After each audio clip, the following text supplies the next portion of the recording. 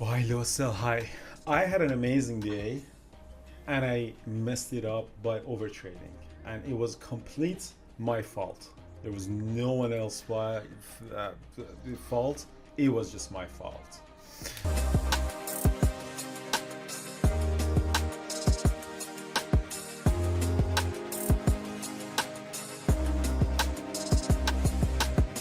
All right, so good morning, everybody who's watching this. We traded AMD and PayPal.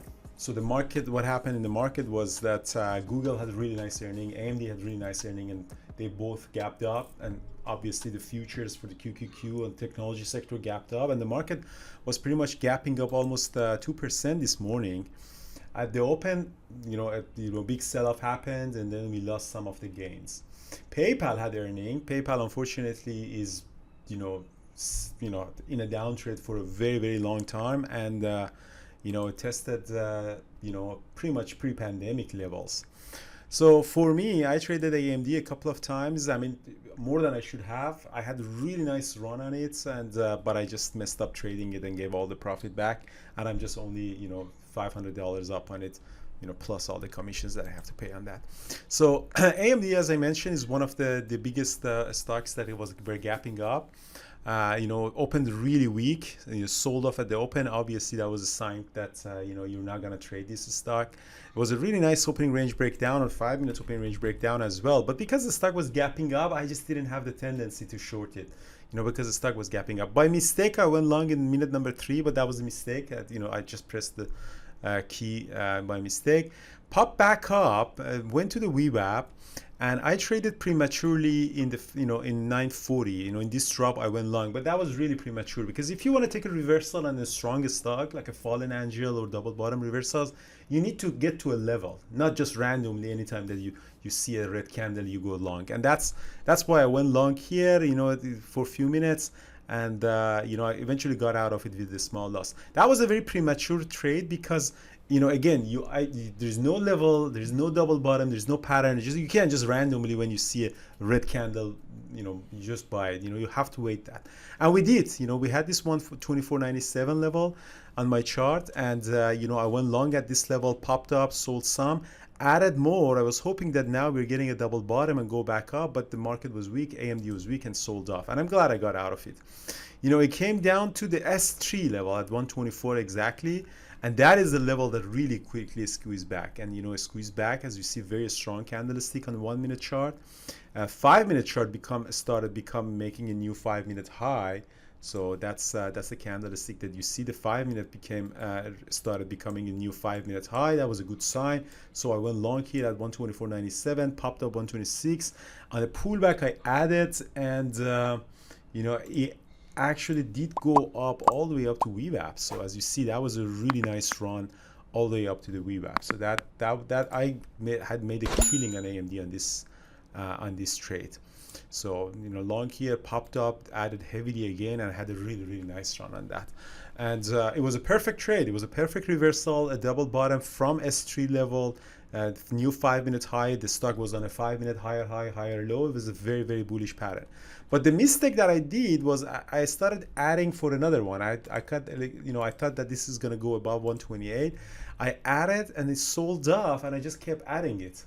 And that was the mistake that I started, And eventually I got to stop that at the break even. So these ads, even though they were bad, but because I added, I had the shares from 124, eventually got out at the break even. So still I was very, very profitable, even though I really shouldn't have added to all of these, all of these below the VWAP. But 5-minute, what I saw that actually lost the VWAP completely. So very red candlestick. And there was absolutely no point for me to trade it again. You lost the VWAP, and it's probably heading lower. But that was the mistake that I did. I decided, again, I was too much into myself, and decided to take another, premature reversal. I got stopped out, and eventually we got another one near 123.26. I got this one, and I got out at the break even. So eventually I didn't lost money on that, except the commission, but I just messed up a really good trading day on a very volatile and active stock by just making these reversals. This trade was the one that really got me. So this is the one that really got me, and eventually I met those losses back. But this one was really heavy. Again, this was a premature reversal. You have to wait until a level. So S3 or S12326 were a level.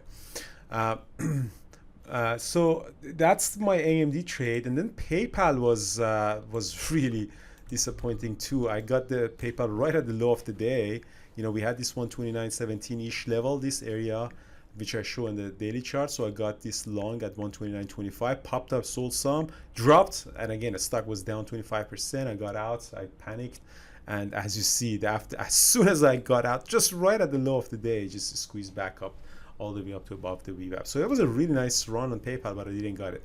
So there are two different things between PayPal and AMD. AMD is the strongest stock, gapped up. Even though it's trading below the VWAP, I tried to catch these reversals on that because the nature of the stock was strong. The stock was gapping up.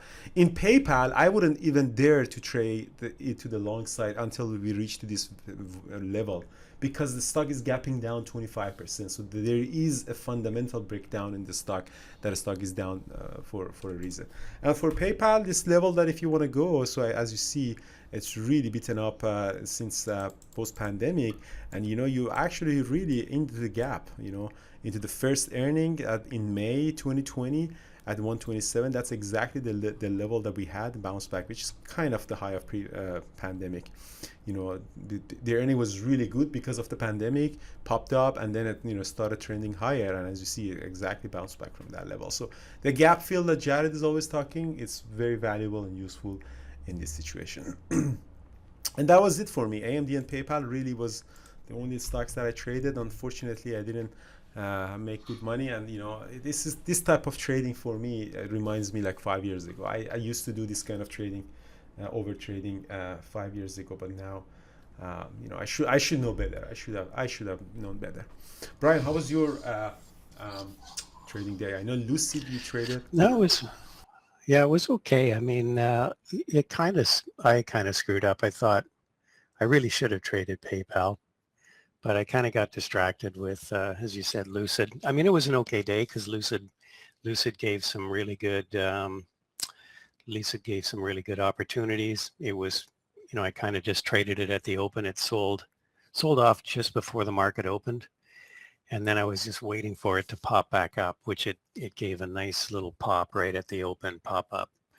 And I shorted it right into that pop back up to the VWAP, and then covered it when it sold off. And then it came back up again. I shorted it again, got a nice scalp on it. So it was an okay. I liked the way I traded it actually. But like I said, PayPal was a much cleaner move, but you just never know until you trade these things. And I did short PayPal at one point. It took a bit of a scalp on it, but really missed the big move, unfortunately. So I would say a B plus day for me.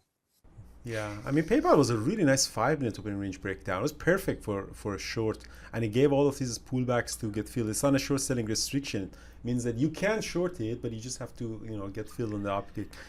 But for some reason, I'm not really keen to short anymore. I don't know. I mean, it seems that more and more I'm trying to trade long, which is not a bad habit to have generally. But I'm less and less willing to short for some reason. I just want to go long. But yeah, no, other than that, the break-even day for me, probably a loss after all the fees and commissions. But, you got to pay the price for, the mistakes. And the good thing about trading is you pay the price right away. A lot of time in life you do something, just keep drinking alcohol, and or you pay the price maybe 10, 15 years later. But in trading, your mistakes are immediately hit you.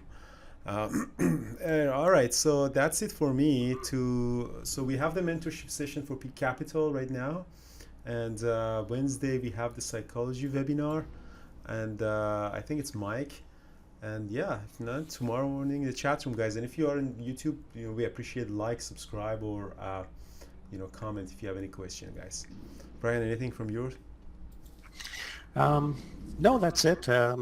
Like I said, it's easy to look back on a day and say coulda, shoulda, woulda. As it turned out, PayPal was a great trade, but It's sometimes you miss the big moves, and you just got to chalk it up to experience. So that's it. Yeah, so AMD is really struggling now. It's obviously in the time of the day that it's really choppy and can't do that. All right, guys, have a good day and see you all in this mentorship session. If not, tomorrow in the chat.